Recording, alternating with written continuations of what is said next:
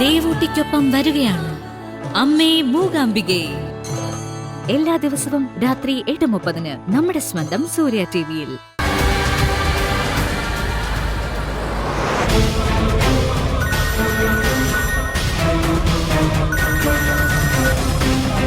Good morning Vasundhara. Very very good morning CKC. എന്തുപറ്റി? വസുന്ധര വലിയ സന്തോഷത്തിലാണെന്ന് തോന്നുന്നു. ശത്രുപക്ഷത്ത് നിന്നും ഇങ്ങനെ ഒരു നീക്കം ഉണ്ടാവണേന്ന് നമ്മൾ ആഗ്രഹിക്കുകയും ആ ശത്രു തന്നെ അതിന് വഴി ഒരുക്കുകയും ചെയ്താ സന്തോഷം ഉണ്ടാവുന്നത് സ്വാഭാവികമല്ലേ CKC? വസുന്ധരയുടെ ശത്രുപക്ഷത്തെ ആൾക്കാരുടെ കണക്കെടുത്താൽ ആ ലിസ്റ്റിൽ ഇപ്പോ CK ചന്ദ്രബോസ് എന്ന് ഞാൻ പോലും ഇല്ല. ഞാനറിയ ഒറ്റ പേരേ ഉള്ളൂ, നിധി ഗൗതം. ശരിയല്ലേ? You are correct. നമ്മൾ ആഗ്രഹിച്ചതുപോലെ ഇന്ന് നിധിയെയും കൂട്ടി ഗൗതം ഒരു ടൂറിന് പുറപ്പെട്ടിരിക്കുക. പലപ്പോഴും പാളിപ്പോയ നമ്മുടെ ദൗത്യം ഇന്നെങ്കിലും അത് വിജയത്തിലെത്തിച്ച് നിധിയുടെ ജീവിതത്തിനൊരു ഫുൾ സ്റ്റോപ്പ് ഇടാനാവോ മിസ്റ്റർ CKCക്ക്? അവരെവിടേക്കാ പോയെന്ന് വല്ല ധാരണയുണ്ടോ വസുന്ധരെ? അതൊന്നും എനിക്കറിയില്ല. എന്നാലും കുറെ അകലേക്ക് പോകാൻ സാധ്യതയില്ല എന്ന് ഊഹിക്കാൻ മാത്രമേ എനിക്കിപ്പോ പറ്റൂ. ഈ നഗരത്തിന്റെ ഏത് മുക്കിലും മൂലയിലും നെറ്റ്വർക്കുള്ള CKCക്കാണോ ഗൗതം നിധിയും കൊണ്ട് എങ്ങോട്ടാ പോകുന്നതെന്ന് കണ്ടുപിടിക്കാൻ ബുദ്ധിമുട്ട്? CKC ഒറ്റ കാര്യം മാത്രം എനിക്ക് അറിഞ്ഞാ മതി. പറ്റില്ല എന്ന് CKC പറഞ്ഞാ ഞാൻ അടുത്ത വഴി നോക്കും. നിധി തിരികെ ഈശ്വരമംഗലത്തേക്ക് ജീവനോടെ മടങ്ങി എത്തരുത്. ഇത് വസുന്ധരയുടെ ആവശ്യമല്ല, എന്റെ ആവശ്യമാണ്. ഗൗതമും നിധിയും എങ്ങോട്ട് പോകുന്നു എന്നൊക്കെ ഞാൻ കണ്ടുപിടിച്ചോളാം. ഒരുറപ്പ് ഞാൻ വസുന്ധരയ്ക്ക് തരാം. ഇന്നത്തെ രാത്രി നിധി ഇരുട്ടി വെളുപ്പിക്കില്ല. നാളെ നേരം പുലരുമ്പോ ഈശ്വരമംഗലം ഒരുങ്ങി തുടങ്ങണം നിധിയുടെ മരണാനന്തര ചടങ്ങുകൾ നടത്താൻ. ഇത് വെറും വാക്കല്ല വസുന്ധരെ.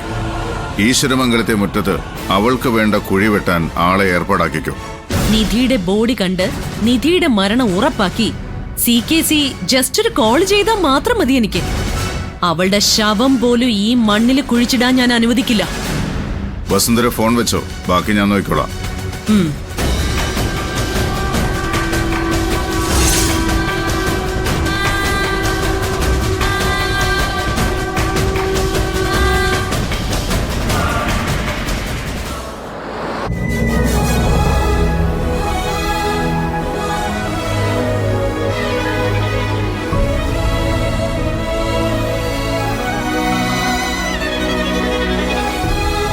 ഹലോ, എന്താ ഇത്ര ആലോചിക്കുന്നേ? നമ്മൾ കാണിച്ച ചില മണ്ടത്തരങ്ങൾ നമ്മളെ തന്നെ തിരിഞ്ഞു കൊത്തിയില്ലേ? അതോർക്കുമ്പോ വല്ലാത്തൊരു സങ്കടം. ആർക്കും ദോഷം വരാൻ വേണ്ടി നമ്മളൊന്നും ചെയ്തിട്ടില്ല. എന്നിട്ടും എല്ലാവരുടെയും മുൻപില് നമ്മളിപ്പോ തെറ്റുകാരായില്ലേ ഗൗതം? അതെ, നമ്മളിപ്പോ എങ്ങോട്ടാ പോകുന്നേ? അത് പിന്നെ ഏതോ റിസോർട്ടിലേക്ക്. എന്തിന്? അത് ഗൗതം പറഞ്ഞല്ലോ, നമ്മുടെ ഈ മൂഡ് ഓഫ് ഒക്കെ ഒന്ന് മാറ്റാൻ, എല്ലാത്തിൽ നിന്നൊന്ന് മാറി നിൽക്കാൻ. എല്ലാത്തിൽ നിന്നും മാറി നിൽക്കാനായി ഇറങ്ങി തിരിച്ചിട്ട് ആ പഴയ കാര്യങ്ങൾ തന്നെ ആലോചിച്ചുകൊണ്ടിരുന്നാൽ എങ്ങനെയാ ശരിയാവുന്നത്? അത്ര പെട്ടെന്നെല്ലാം അങ്ങ് മറന്നു കളയാൻ പറ്റുമോ എനിക്ക്? എരുതിയിൽ എണ്ണ ഒഴിച്ചുകൊണ്ട് വസുന്ധരാന്റെ ഒരു വശത്ത് നമ്മളെന്തോ ചതി ചെയ്ത പോലെയാ പ്രണവിന്റെ പെരുമാറ്റം. അമ്മയാണെങ്കിലോ ഒരു ശത്രുവിനെ പോലെ എന്നെ കാണുന്നത്.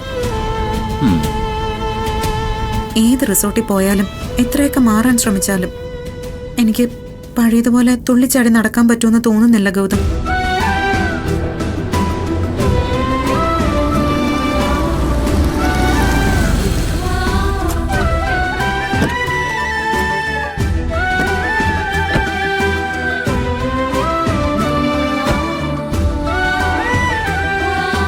ഗൗതം എന്താ കാറ് നിർത്തി?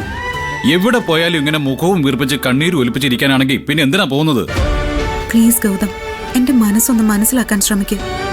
നിന്നെ മനസ്സിലാക്കിയത് കൊണ്ടാണ് ഞാൻ ഈ യാത്രയ്ക്ക് ഒരുങ്ങിയത്, അതറിയാമോ?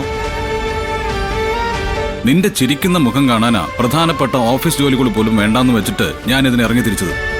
എന്നിട്ടും ഒരുമാതിരി മരണ വീട്ടിലെ പോലെ കയറി കാറിലിരുന്നാ പിന്നെ ഞാൻ എന്ത് ചെയ്യാനാ? ഈ യാത്ര കഴിഞ്ഞ് നമ്മൾ തിരിച്ചെത്തുമ്പോഴേക്കും ബെസ്റ്റ് ബിസിനസ്മാൻ അവാർഡ് പ്രഖ്യാപിക്കും. അതെനിക്കായിരിക്കുമെന്ന് എനിക്ക് ഉറപ്പാണ്. നിറഞ്ഞ സന്തോഷത്തോടെ നമുക്ക് രണ്ടുപേർക്ക് ഒരുമിച്ച് പോയി ആ അവാർഡ് വാങ്ങാം. അതിനു മുമ്പ് മെന്റലി ഒന്ന് ഫ്രഷാൻ കൂടി വേണ്ടിയിട്ടാണ് ഈ യാത്ര പുറപ്പെട്ടത്. ഒന്നും വേണ്ടെങ്കിൽ വേണ്ട, എല്ലാം ഇവിടെ വെച്ച് അവസാനിപ്പിച്ചേക്കാം നമുക്ക്. കേറ്, തിരിച്ചു വീട്ടിലേക്ക് തന്നെ പോവാം. അയ്യോ ഗൗതം നിൽക്ക് നിൽക്ക്, ഞാൻ പറയുന്നതൊന്ന് കേൾക്ക്. എന്തിനാ നിൽക്കുന്നത്?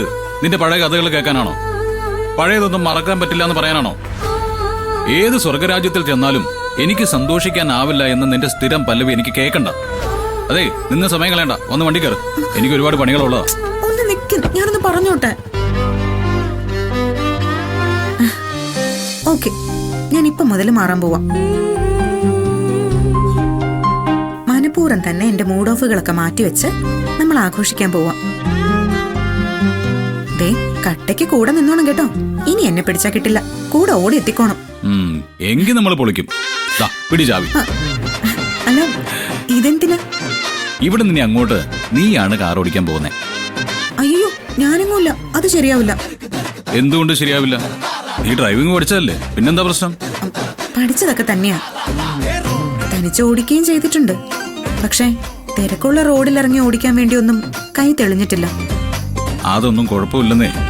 വരമ്പത്തിരുന്നോണ്ടേ കളി പഠിക്കാൻ പറ്റില്ല. കളി ഗ്രൗണ്ടിൽ ഇറങ്ങി കളിച്ചു തന്നെ പഠിക്കണം. ഓടിക്കാൻ അങ്ങോട്ട്. വേണ്ട ഗൗതം, എനിക്ക് പേടിയാ. ദേ ഇവിടെ മൊത്തം വളവും തിരുവോ. എങ്കിലും ഒരു കാര്യം ചെയ്യാം. 1 കിലോമീറ്റർ കഴിഞ്ഞാൽ ഒരു സ്ട്രെയിറ്റ് റോഡാണ്. നമ്മൾ 9 ഹെവൻസിൽ എത്തുമ്പോഴേക്കും നീ ഒരു ഉഗ്രൻ ഡ്രൈവർ ആയിരിക്കും. 9 ഹെവൻസോ? അവിടേക്കാണോ നമ്മൾ പോകുന്നത്? യെസ്, നീ പലപ്പോഴും പോകാൻ ആഗ്രഹിച്ച ആ സ്വപ്ന ഭൂമി, അവിടേക്കാണ് നമ്മുടെ ഈ യാത്ര. സൂപ്പർ. കാർ എടുക്കുമോനെ? Okay madam, കേറിയാട്ടെ.